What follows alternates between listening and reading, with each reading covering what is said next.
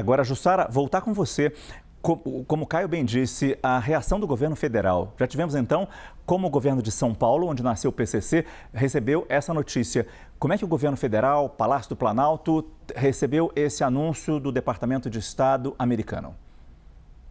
Márcio, ainda não há uma manifestação oficial, nem do Palácio do Planalto, nem do Itamaraty, sobre essa decisão dos Estados Unidos de classificar PCC e Comando Vermelho como organizações terroristas. O que deu para entender ainda, conversando com integrantes de todos do Palácio do Planalto, do Itamaraty, também fui procurar integrantes do Ministério da Defesa, das Forças Armadas e também do Ministério da Justiça, é que essa é uma decisão, embora ela sempre estivesse no radar, não se esperava que viesse hoje, no dia de hoje. Então, neste momento, até o silêncio adotado até aqui é muito por isso, como o Brasil vai reagir. Nos bastidores, o que me dizem é o seguinte, principalmente uma ala política e também de parte da diplomacia, diz que essa ação, né, de classificar essas organizações como terroristas, elas expõem o Brasil às ações dos Estados Unidos, deixa o Brasil totalmente exposto. Inclusive, e eles citam o seguinte,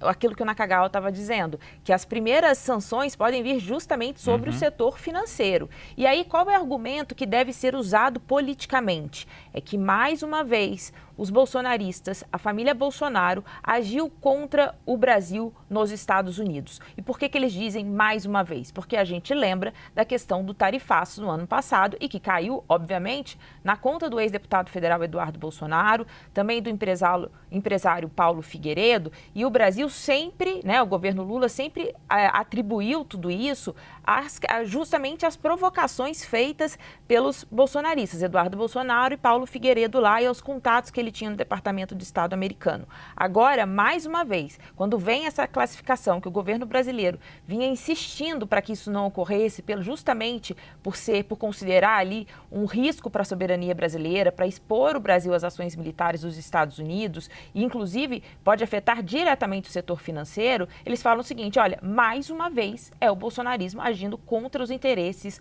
do Brasil. Então, politicamente, dá para a gente entender que é por aí que o governo, os governistas, e aí eu digo também os governistas no Congresso, devem seguir por aí para tentar fazer essa defesa. Agora é importante a gente dizer da manifestação oficial. O governo brasileiro ainda não se manifestou. O que eu pude captar em diversas áreas do governo é que isso está sendo avaliado com muita cautela.